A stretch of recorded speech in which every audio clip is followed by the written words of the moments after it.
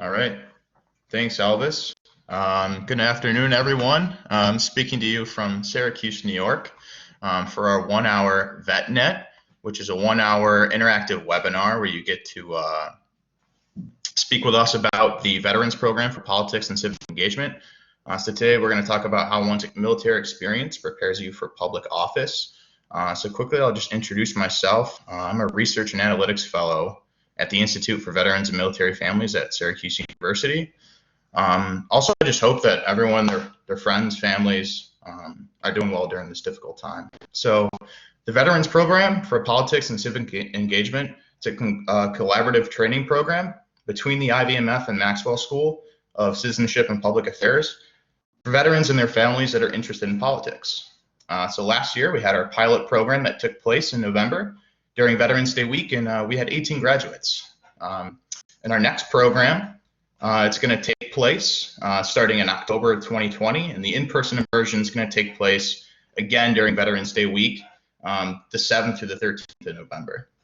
So we're now accepting applications for this program up until June 12th, and we'll follow up this session with an email to the link to the application and also more details about the program. So today we're going to be hearing from Grant Rear, Representative Pam Hunter, Representative Andrew Lewis, and others on how your military experience prepares you for public office. And then we're going to open it up to Q&A. So during the session, if you have any questions, feel free to place them in the chat, and then we'll get to them in the order of questions received at the end.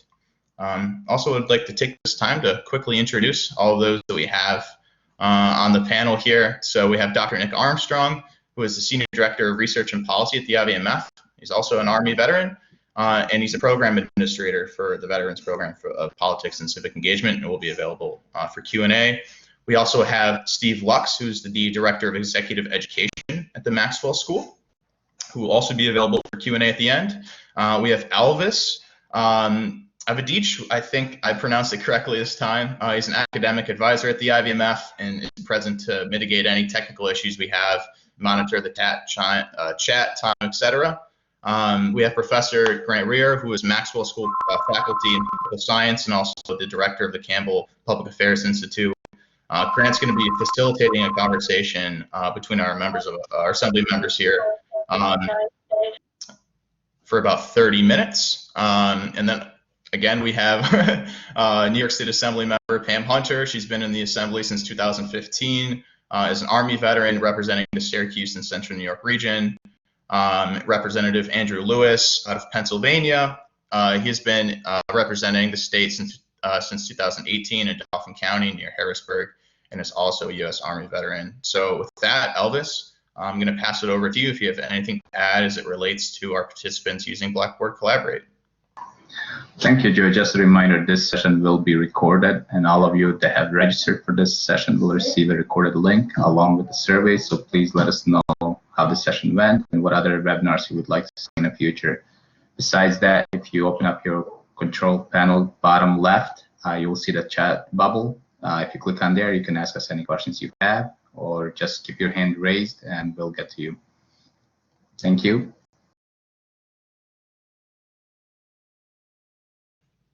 Thanks for that, Elvis. Now I'm going to hand it over to Grant, who's going to facilitate this conversation.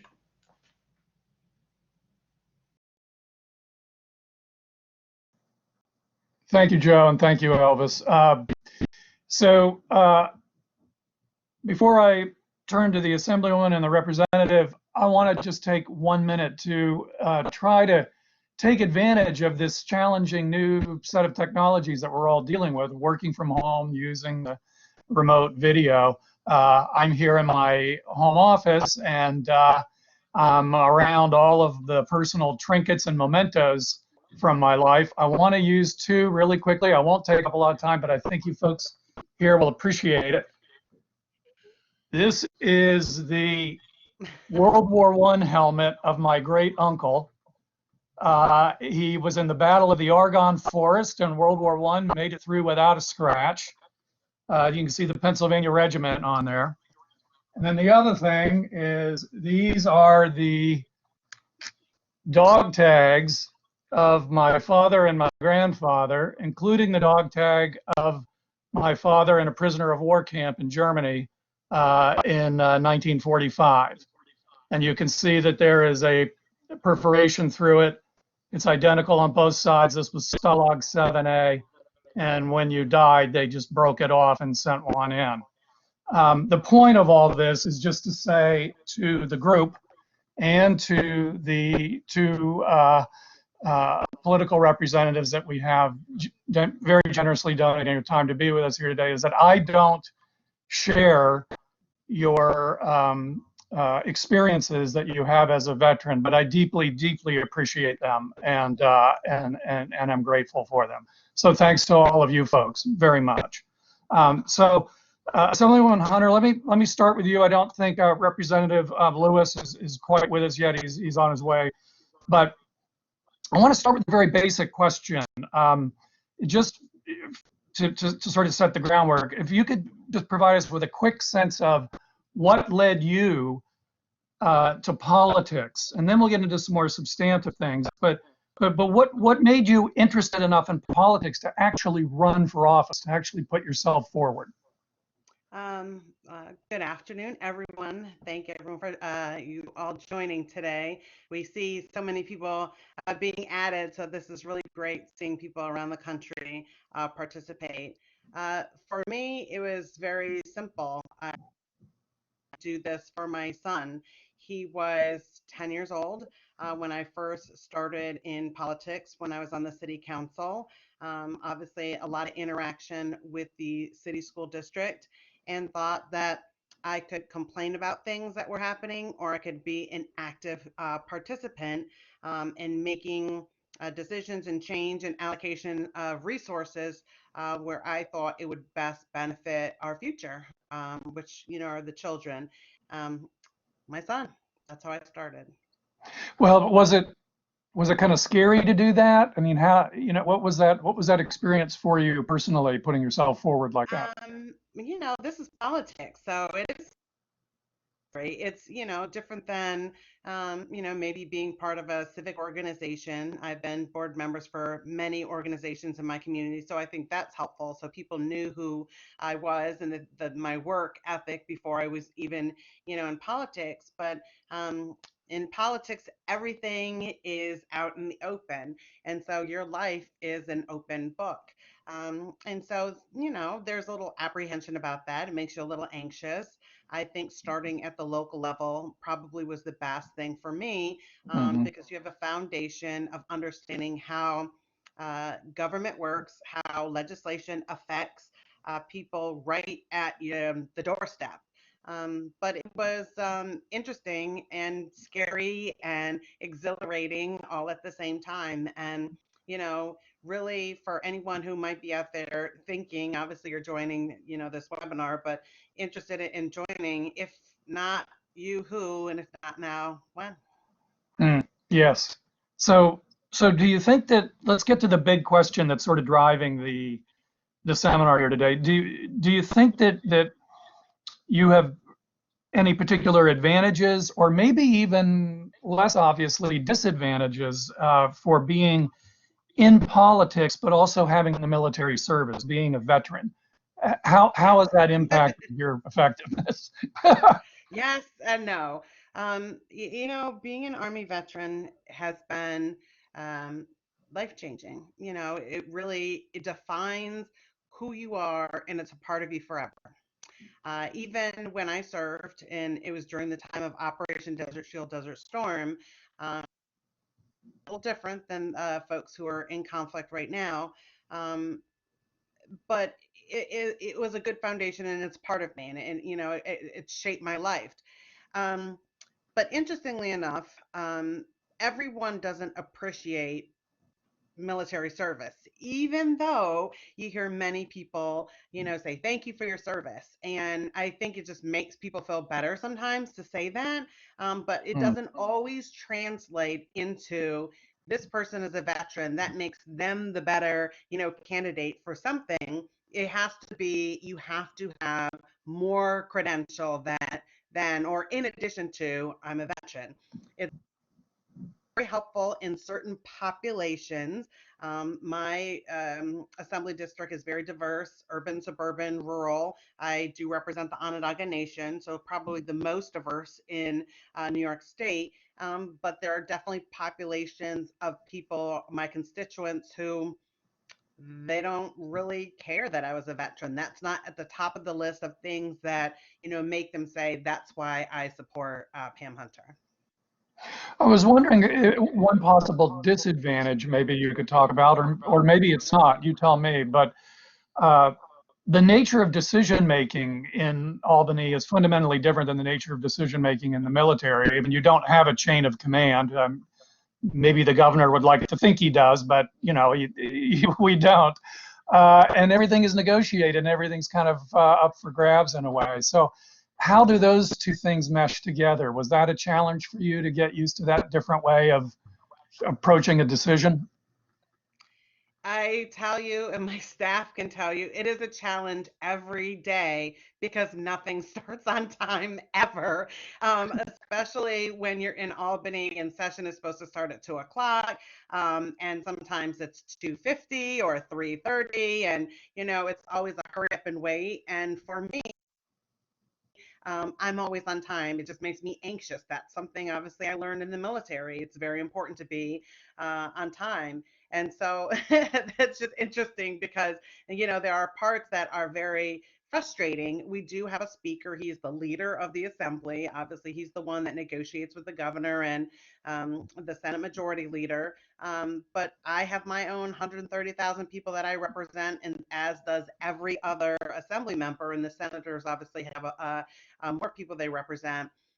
But as a veteran, it's interesting because I am the only female veteran in the whole entire New York State legislature. So for all Wow. 150 assembly members, for all 63 senators, it's me. I'm the only woman who serves as a veteran, whether I was active duty, but active duty, reserve, it's just me. And we represent 19.5 million people in the state of New York, and I'm the only woman veteran. That is really astonishing, and that's something I think the state needs to remedy quickly. Veterans to come Yeah, forward and that's right. serve. This group. Well, so let me turn now to the pandemic. And I wanted to ask you some questions that kind of use the pandemic as a lens to get at some of the stuff that you and I have already been talking about in terms of how being a veteran helps and the different ways it affects you as a politician. But one of the things that has struck me during this pandemic is the way that the language of war has been employed to describe our response to the coronavirus and to COVID-19.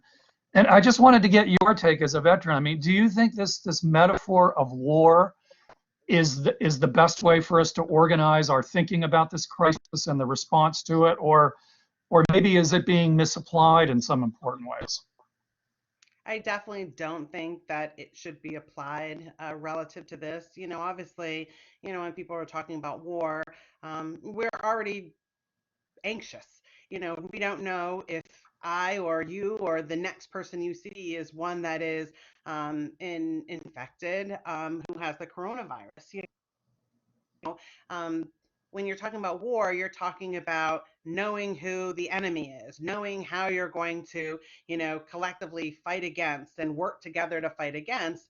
With this, we've been in situations like in New York, and we have heard across the country on the national, narrative that, everyone is basically doing something a little bit different. Some states are opening early, or some, are still, sheltering in place and quarantine.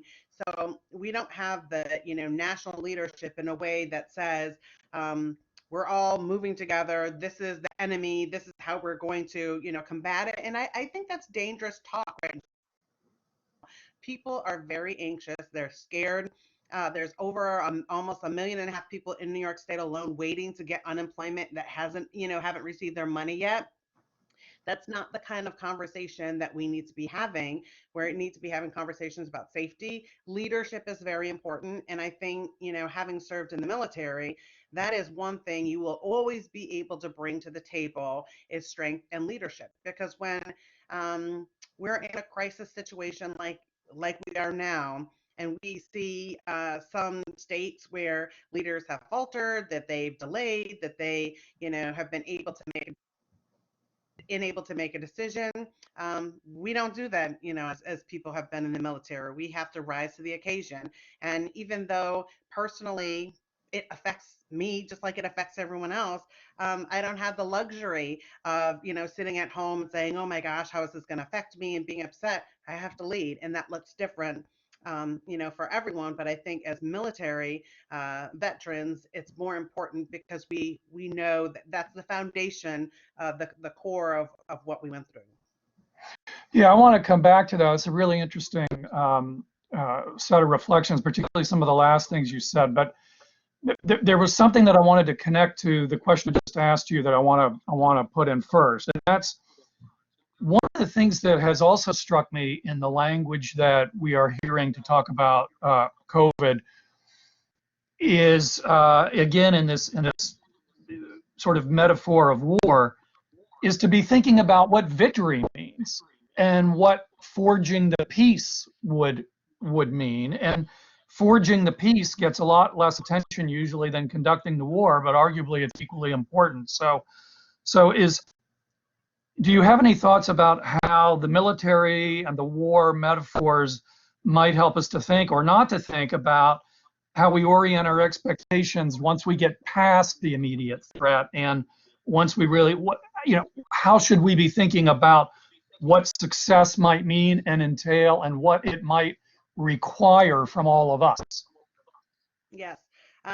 It's interesting because I have a virtual staff meeting with my, members who work in my office every week. And yesterday, we were having a conversation about looking forward and some of the steps that we need to be looking past the, mobile testing sites and ventilator conversations. And it really was and created a list of all of the things post-COVID, but pre-wave 2 of COVID that we need to be thinking about and having conversations. And I think that is very key.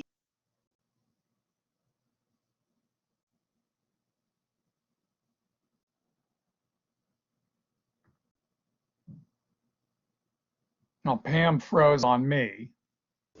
Yes, and then we also have Andrew here with us as well. Oh, great. Okay. All right. So when Pam comes back, we will hear from her again. Representative Lewis, hello. Hey, Grant, how are you doing? How's everybody doing? Very well, thank you. It's good to see you again, and thanks for making this time. So let me, since Assemblywoman Hunter is having a bit of a tech issue, let me bring people up to speed with you and Sure. repeat the same question that I asked her, which was the opening question, which is to give folks just an idea of what led you to politics. I mean, you're relatively recently elected to the position that you hold.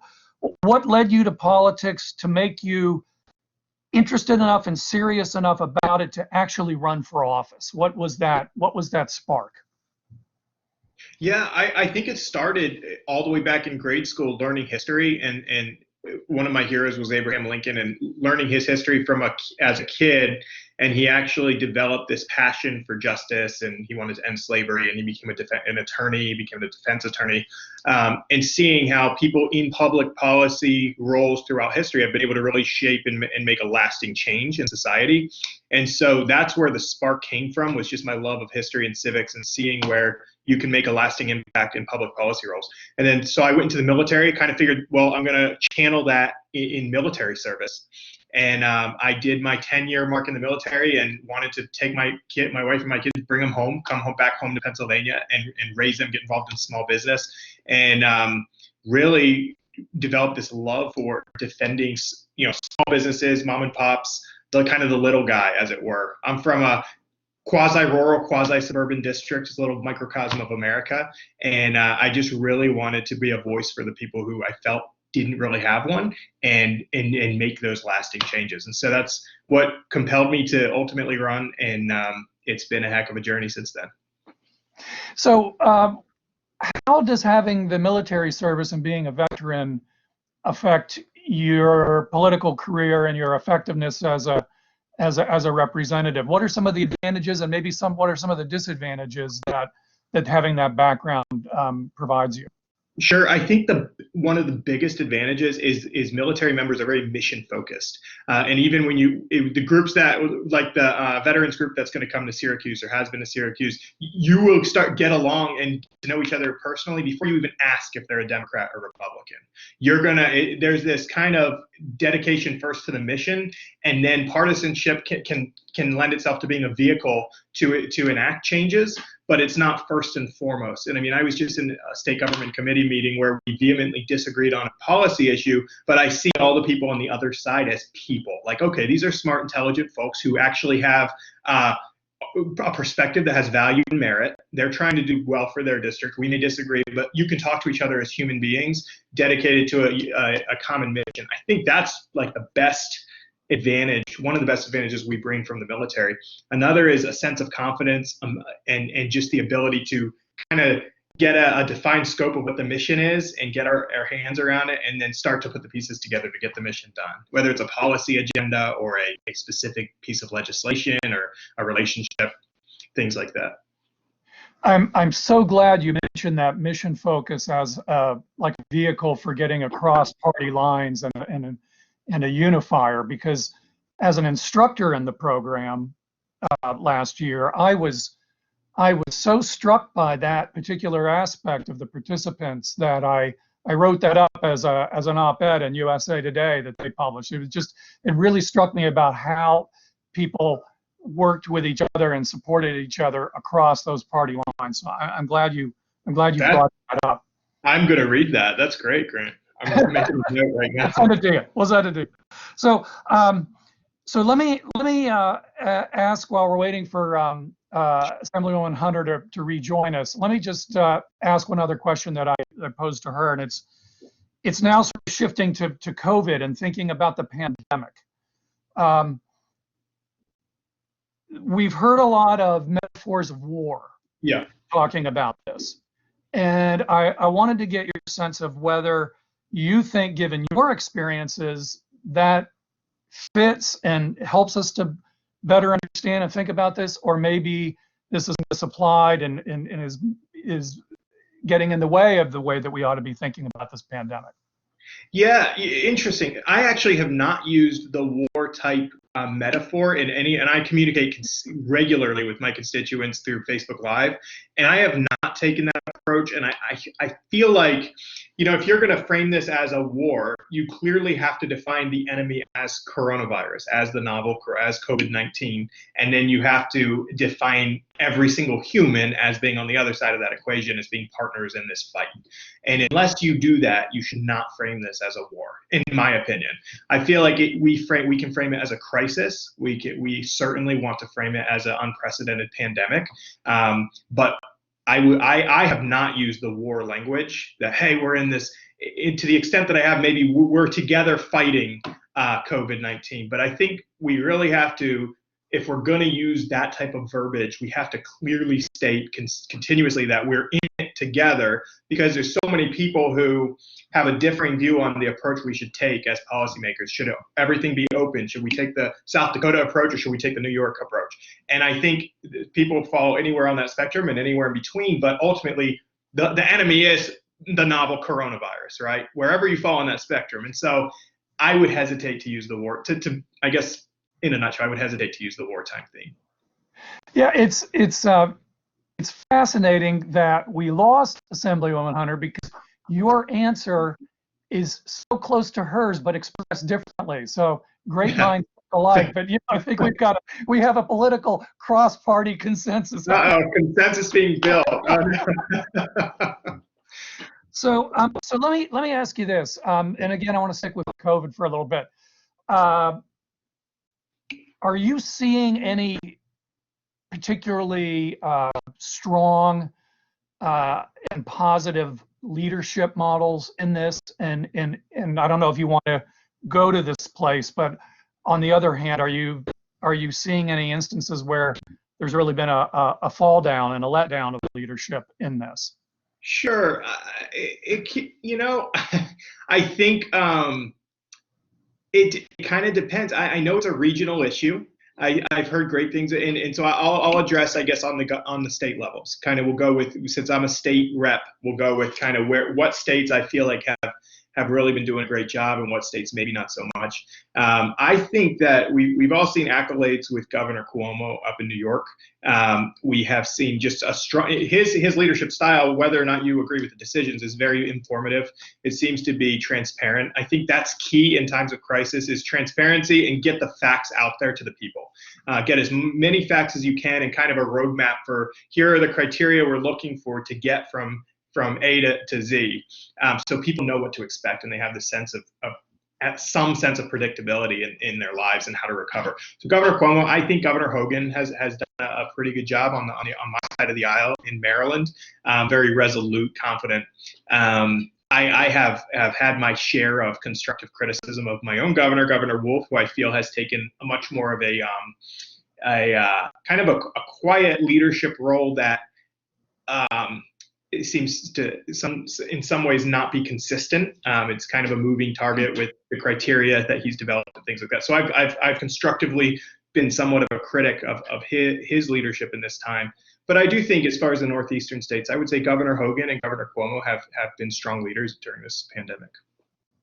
And I understand that Assemblywoman Hunter is back on, but she is joining us by phone.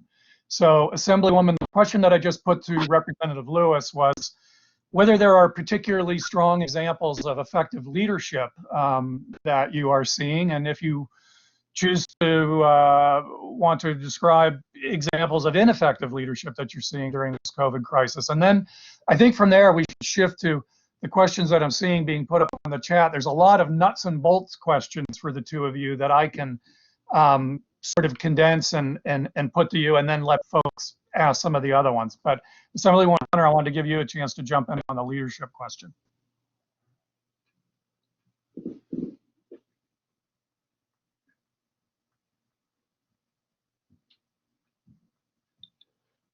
Okay, well, we're having a tech problem there. So let's just jump to some of the nuts and bolts things. And one that I've seen a couple times now pop up, Representative Lewis, is knowing what you knew as a veteran and knowing what you knew as a business person and so on, before you made that first run, Yeah. what was the most important thing that you didn't know that you wish you had known? What was the single biggest thing you needed to learn? I think one, oh man, there's so many. Because now we're transitioning from a policy topic to a political topic. So we're talking now as a campaigner. So I did a lot of research, and I went to graduate school of political management at George Washington University and took some of the political management classes to figure out kind of how campaigns are run and things like that. I will say I overthought so many things. Like, are people going to care what my MOS in the National Guard is? Are people going to care that, all the, like, are they going to know how cool what the cool things I did in South Korea? But the thing is, nobody knows or really cares. They want to know, what are the 3 bullet points that you stand for? They want to associate, when they hear your name, what are they going to associate you with? Is it he or she is a reformer? They are they believe in public education. They believe in better transportation, my job, things like that. So I would say, instead of overthinking, because I know a lot of questions are going to be, hey, what should I major in at college? Should I get a master's degree in public policy? All these things. And I would just say, figure out, what are you passionate about, and how can you connect that with the lives of the people you want to serve, and how can you condense that down to 2 or 3 bullet points? If I'd have known that, it would have saved me so many issues. I mean, people go get a PhD in English literature because they think they're going to campaign on English literature, when then you get beat by the guy who raises a few extra bucks, who can just give 3 good bullet points. So don't overthink this thing is what I think would be good advice that I wish I had have heard. Somebody else asked a question about balancing the academic background, and your work background, and your veteran background, but I think you just answered that in the way you were talking about that. Somebody else wants to know about fundraising. How do you go about thinking about that, and maybe some of the different sort of thresholds of money that we're talking about? It's quite one thing to run for city council, and it's quite another thing to run for Congress. Absolutely. So you're at the state level, and you represent a pretty big district, so you're kind of in between. Sure, I'm right between there. So some city council or town council seats you can win on $5,000 to $10,000 depending on the population. Congressional seat, you're looking at a couple million. I represent 66,000 folks. I'm in a suburban district. We look at about $250,000 or so is what my races will run, to run a competitive race with a small TV buy, a couple mail pieces, some digital, and some grassroots. The biggest and best thing you can do to raise money, other than listening to Grant and Dr. Armstrong and the guys at Syracuse, is really go through your phone list, write everybody's name down, and attach a dollar amount next to what you think they can afford, and then ask them for double that amount, and call through it. It is a painstaking work of toil, but you just have to call all of your friends and family. How I got started, I first ran for the state senate. I lost by about half a percentage point in the primary. Someone outspent me 3-1, but what I did, I just called close friends and said, hey, can you give X amount? Can you give X amount? And we put together a number, and then we started branching out from there. So it's just, fundraising is all about take your phone, take all your contacts, write them down in a spreadsheet, assign a dollar amount that you think they can give, then assign a dollar amount you're going to ask them for, which is more than what you think they can give, and then call them and say, hey, I'm running. Here's why I want to run. I want to serve, whatever. Can you give X? Give a pause, wait for them to answer. And then when they say yes, follow up to make sure you get the check. So I just want to check in and see if Assemblywoman Hunter now is back on the phone with us. Are you there? I am here. Great. Did you hear the exchange about fundraising? Is there any tips that you want to add to what Representative Lewis said about raising money? Don't take it personal when people tell you no. True. It is very difficult. It's probably the worst thing when you run for office is having to raise money. And I've had reporters ask me, what do you need the money for? Why do you need to raise so much money?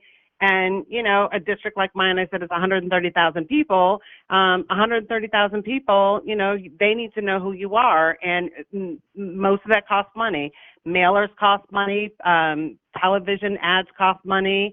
And that's how people get to meet you, is via your mailbox and via the TV and hosting events. And, you know, unfortunately, it has gotten way out of hand, the amount of money that's spent in political races. That's why there's a lot of conversation about public financing for elections. But that is the way of the world. In order to be able to run, you have to raise money.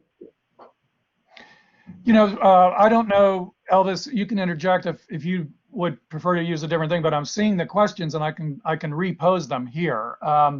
There is a really, really important one that I see that's popped up a couple times now, and it goes like this. One of the most popular narratives for veteran candidates is, I went and served my country and now I've come back home, and I am now back home where I am from, and I'm running for political office. We see that all the time. In fact, there's a couple in this area of Syracuse right now that are running sort of on that narrative. A couple people are asking, okay, what though if you're a transplant to a different area? You're not going back home, and you're not where you grew up is where you're running, and you want to try to work with that veterans narrative. How would you work that? If the Assemblywoman wants to answer, she can, but I also have an answer for this as well. I don't know who the question is. Will you go ahead, Representative? And then we'll get the Assemblywoman. Okay. So I had a really interesting experience to where when I first moved home, I moved to the county I grew up in, and I ran for the state senate, hometown guy, you know, and everybody loved it. The problem is my brother's business was in a county, the next county over, like 40 minutes away. And so when I lost that Senate race, I actually moved close to the business. So I moved out of my home county, and now I was in totally new territory, totally new district, totally new folks. And I ran for the state house in that new district about a year after I moved there. And so I've experienced both. So the race that I won, sure enough, they attacked me with a tack mail saying, this guy just moved in. Carpetbagger. Yeah, carpetbagger. a literal picture of like a goofy moving truck with like all my stuff in it and like campaign yard signs in the moving truck moving to the new district. Like they hit me really hard for this, and it bounced off because we stayed on message and we were more dedicated to what we wanted to do. And the military isn't like, the military background isn't a total savior for everything, but it does give you this kind of sense of credibility that you're a selfless leader, that you're not just in it for you. And so what I was able to do is just use that as a backstop for sure, but more just focus on what I wanted to do. And so when I stood at the polls to ask for votes, I just said, look, I really believe I want to end corruption. I want to reform government. I think Pennsylvania can be one of the top 5 states in the nation economically. And I give them my palm card. And the person next to me working for my opponent was like, he's from here. He's from here. He's for here. And it's just, the message was, I won. It was 62% of the vote from against a hometown guy who grew up in the area. So I would say just rely on your message and what you want to do. People are much more concerned about what you want to do for them now versus the zip code you grew up in. I would not even worry about that. No matter where you end up in the military, you can justify why you're there and then focus on your message. Assemblywoman, you want to jump on that? Yeah, I agree with that.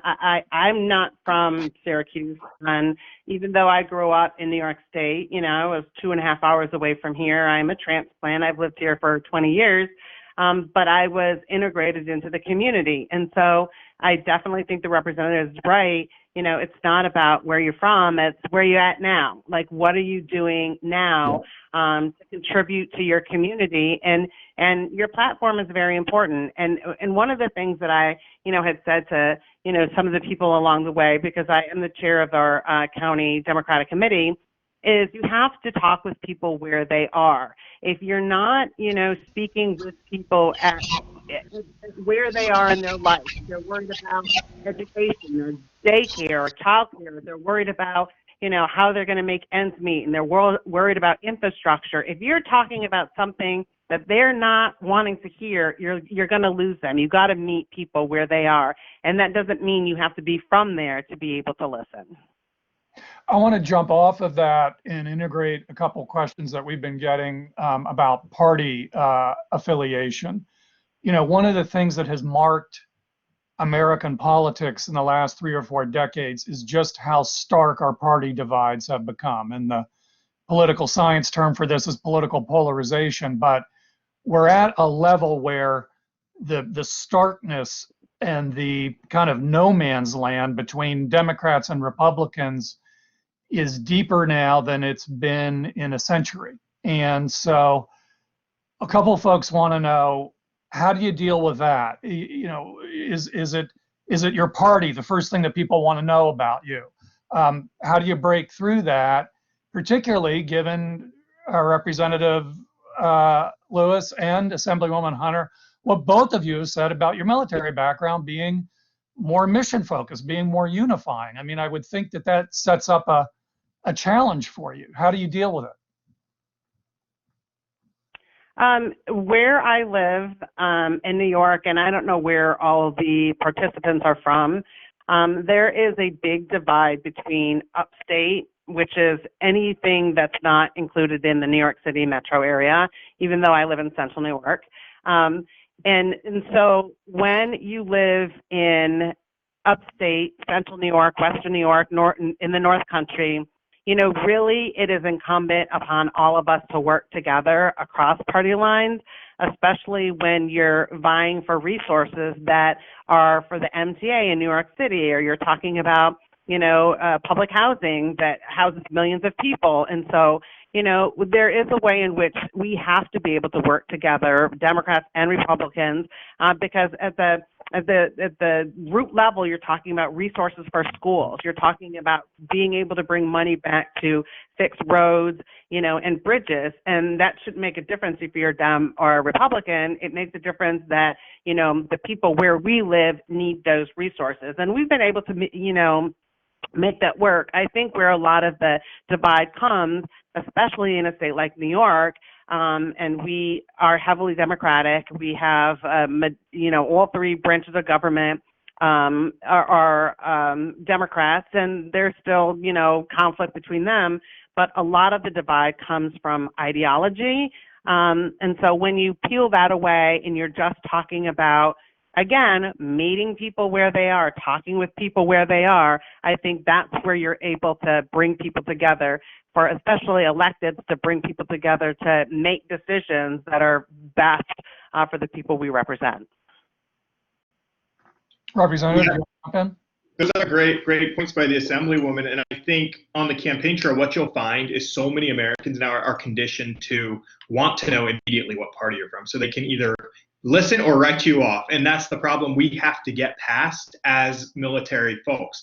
And because I tell people, hey, when I was in Fallujah, we didn't have Democrats or Republicans, we had a mission and a team.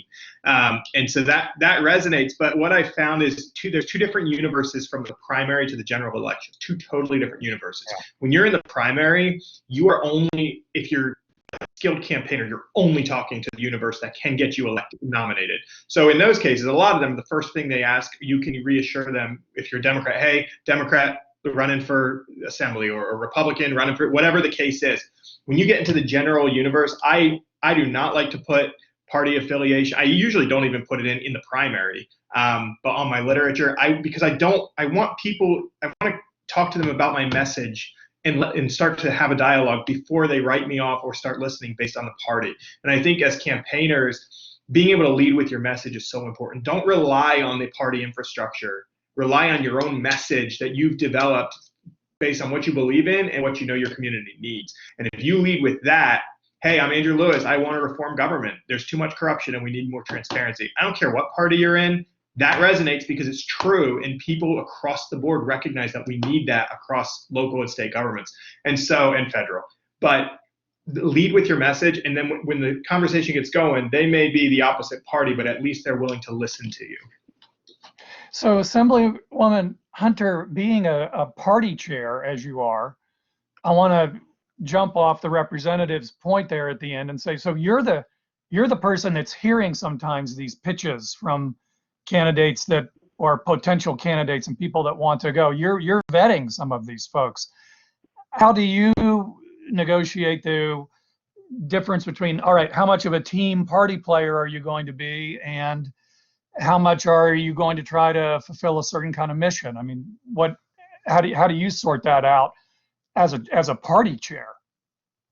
I think, times have changed from even when my parents, were living, and we were having conversations about, the Democratic Party and being a part of something and, what that meant. And I think in order for, regardless of what organization you're in, whether it's a not-for-profit, a political organization, even the military for that matter, you have to be able to be flexible, nimble, and incorporate the new people who are, joining, women joining the military. Then now you have gays in the military. And so, there's a way in which, if you're not able to embrace the whole of what's out there, you get into situations where people feel like they're not being listened to and that they're being excluded, from the party process. And I think, it's very difficult, but the makeup of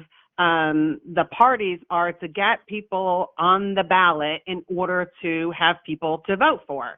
And, the Democratic Committee is a legal organizational structure whose only job is to make sure that the Democrats have a person, to be able to put on the ballot. And unfortunately, a lot of the platform and issues, are really not necessarily a part of the conversation. It's kind of embodied in what we feel are Democrats overall. That's why individual candidacy and primaries are so important. It's easier to have a 600 people helping you collect petitions than it is for you and 4 of your friends to try to go out there and get 1,000 signatures. I mean, having party help is important, but it's not the only thing. That's not always necessary. And, we've seen definitely people run away with not having the establishment's help in order to getting on. And I think that's going to continue. Democracy is not, black and white. It definitely has a lot of colors, and it involves being nimble and being flexible. So we're getting a really nuts and bolts practical question from one person that I think is really a really good one that often is overlooked. And this is from Philip Kiley here. It's how do you go about introducing yourself to other people when you're getting this started? It's a bit intimidating. I mean, how do you go about thinking about making the connections with the local party leaders and the committee people and the committee chairs, but also just getting connected in the community? I know one elected official has a funny story about how the thing that made it easy for him was giving out nail files with his name on it. Once he had the nail files in his hand, it was easier for him to go up to people. He would just hand them a file, and then that would start the conversation. But do the two of you have any sort of practical advice about how you just go about doing that? Because it's not as easy as it sounds. I think you got to have your rap down. You know, why are you running? You know, just because do you want to be an elected official? There's a lot of ways we can all work and, you know, participate in the community that doesn't equal, you know, being in elective office. And so, you know, working on your rap before you go to the first door, I think is very important. You know, you only have 2 minutes, 3 max of a person's time. What are you, who are you, and what are you going to do for me? Yes. Nail files are good too.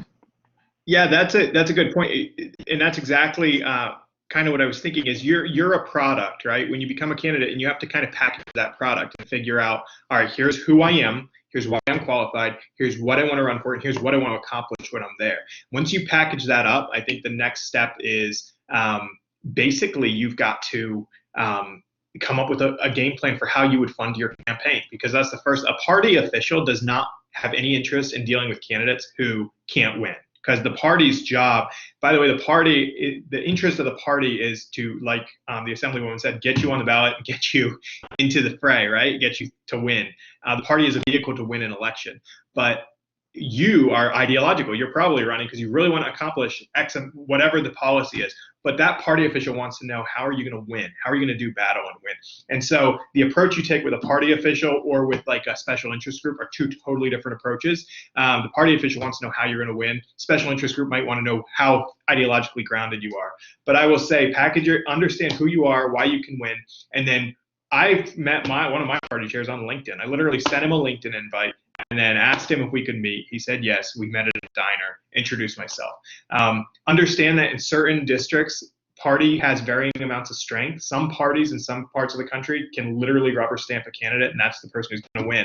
In other parts, a grassroots campaign can smoke the party candidate. So kind of try to get a feel for the amount of money your party has on hand and kind of what their MO is, how much grassroots support they can give, how many doors can they knock for their candidates, how many polls can they cover. And if the answer is it's sketchy, which in most cases it is, you can beat that with a strong grassroots presence, like a dozen volunteers and $100,000, and you can usually beat the party. So there's a question I want to squeeze in at the end, and then I want to leave time to turn it over to Joe or Nick or Elvis. But somebody wants to put somebody wants to put you on the spot. So they want you to give your quick stump speech. Oh, Do it boy. right now. Here you go. You're running for office. You just did it. What? Tell us what it is. Is that for both of us? Yeah, I mean, but yes, yeah, it's directed to both of you. But you were talking, so I wanted to follow up with you. Oh, gotcha. Let's see here. Unless you want to pass it to the Assemblywoman and collect your thoughts. Let her anyway. That's a good question. So for me, and it depends on if you're door to door talking to someone at the doors, or if you're giving you can't have a canned stump speech that's all encompassing. It's got to be, if I'm knocking on a door, I'm Andrew Lewis, I'm running for state representative. They might say, why are you running? And it's a conversation. So it's not so much an elevator stump speech. It's more of understand what you want to accomplish. And if they say, tell me a little bit about yourself, I would say, hey, well, I was raised in a small business family. My dad's blue collar. I spent 10 years in the Army, and I really want to see our government reformed. I believe that Pennsylvania could be one of the top states in the country for jobs and opportunities and for families. And so I believe that bad regulations and bad policies in Harrisburg have held us back, and I want to change that. I want to carry our voice to Harrisburg. I believe that government should work for the people and not the other way around. And that usually spurs more conversation. But notice it was about what I wanted to get done versus who I am. Who I am will come in the follow-up. And it's like, well, in small business, trying to grow a small construction company, I've learned that, X, Y, and Z is important. Or in serving the military, I learned that partisan politics actually divide us. And if we focus on the mission, we can get a lot done. And you use your credentials and your resume as a backstop for your message, but the message is always first. That's a great point. So many times I have heard from candidates basically a resume, and you're speaking to how you have to go beyond that and reframe it. Assemblywoman, do you want to jump in on this in any way? Well, I would just like to add that I think it's very important, and I've said this a couple times already, to know your audience. So when I'm having a conversation with somebody, we have a very high concentration of poverty for people of color here in our area. And so the conversation I'm having with the folks who live in some neighborhoods in my district are very different than the door knock that I'm going to have in one of my very wealthy neighborhoods. And so I'm not going to go to a door in the wealthy neighborhood, Pam Hunter, running for re-election for New York State Assembly. Let's talk about poverty, in your neighborhood. They're going to look at me and say, that's not anything I'm talking about. Let's talk about how we, make sure that the quality of your school district stays, where it is. And we need to make sure that the property taxes that you're paying, are lowered, making sure that, the infrastructure that we need to work on so that you have the same quality of life. That conversation is very different than the conversation I would have down on the south side of Syracuse or in neighborhoods that have high rental properties. And so, where I'm having a conversation, saying I have, X amount of years of experience and I've been on not-for-profit boards, it really is making sure you're targeting the message. And you're not pandering, you're not flip-flopping, that's not what I'm saying, but you're having a conversation about what is important to the people where they live. And knowing I'm not going to talk about, don't you want to have a great, school district like the people 3 miles away from you that don't have, generational poverty? They're going to look at me like I'm crazy and I don't know what I'm talking about. So one final question is to both of you, and Assemblywoman, I'll stick with you. Just very general, both of you have spoken to the first year's cohort in the program? And so, Assemblywoman, do you have any advice for people that are thinking of applying to this for this year, the vets? I think it's an exemplary program. There's nothing like this in the country for veterans. I think it's an opportunity, really, that if it's out there, be able to take it. And, whether that you want to run for office or whether that you're like thinking, maybe I do, maybe I'm more of a policy person. But I think it's, really important to come with the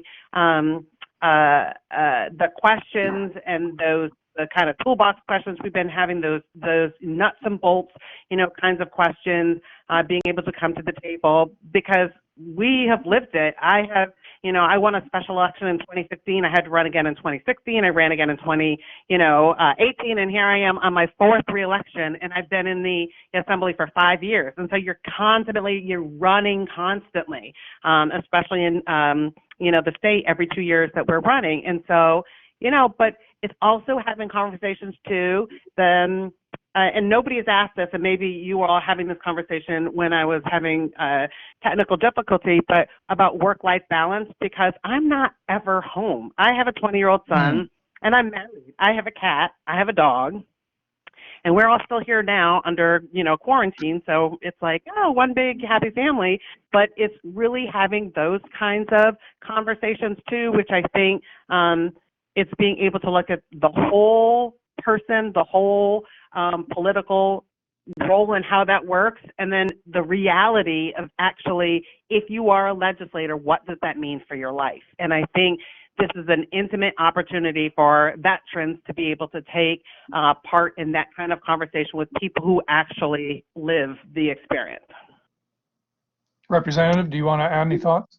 Absolutely. I think public service is such a really good way for veterans to continue serving. It's certain, like the Assemblywoman said, it's a demanding role, so it's certainly not easy. I mean, it sounds, for a lot of folks, it sounds great. You start doing it and you realize, wow, this is a really, really demanding job, and especially during times of crisis, you're absorbing a lot of just the stress of just trying to really advocate for the people you represent. And so it is demanding, but it's something I think veterans are well suited to do, to deal with that stress and still to accomplish the mission, and be an effective rep for your people. Here's what I'll say is, if you're thinking about applying to this program, definitely do it. It is an unprecedented opportunity. It's fantastic. And the other thing I'll say is start to narrow down your focus of what you want to accomplish. So if you are interested in public service because you love education policy, try to figure out what do you want to do for education, because that'll help channel your aspirations and the office you want to run for, or you may want to say, whoa, I don't want to run. I want to be a school superintendent. And that may rechannel your entire academic and preparation plan. But it also help you focus your time in the program to a specific office or a specific role that you want to take on. So let me now turn it over to Joe and Nick, and if they have any final comments they want to make as a wrap up. But before I do that, let me just say two things to the two of you again. And first of all, thank you for being so transparent and forthcoming in your own responses to things. I think it really did provide a lot of really good nuts and bolts, but also kind of higher altitude information for the group. And the other thing is, you modeled the cross-partisan, bipartisan conversation very well between the two of you. So I thank you for that. It's always refreshing to see that. Nick, Joe, I don't know if you have anything that you want to jump in on in the last couple minutes here. Thanks, Grant. This is Nick. I just want to just echo your thanks to Assemblyman Hunter, Representative Lewis, yourself, Grant. I thought this was a fantastic discussion. Just really appreciate the time and the candor. And, looking forward to the next cohort. I'll hand it over to Joe, maybe if you want to provide a bit of a recap on where the application stands and what our plans look like over the next few months. Thank you. Yeah, thanks, Nick. I'll also echo a similar sentiment in that I thank everyone for sharing this time with us.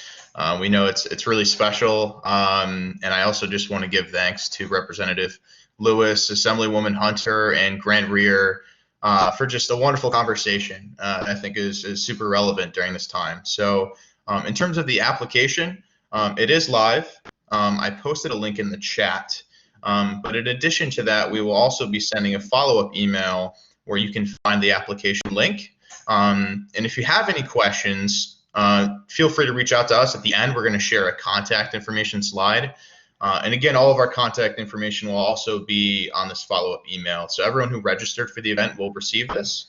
And the application will be open until June 12th. So if you have any questions, feel free to let us know. And more information will be headed your way shortly. With that, if anyone has any other questions, feel free to place them in the chat. We can follow up. That's all I have. Okay, well, Joe, then I guess you're closing it out, and we will follow up with anything that comes in after that. So this was a lot of fun for me. Thanks for letting me be part of it. And Assemblywoman Hunter and Representative Lewis are great. So it was just a lot of fun to ask the questions. Yep, likewise. Thank you, everyone. Everybody be safe. Yes, Thanks, everybody.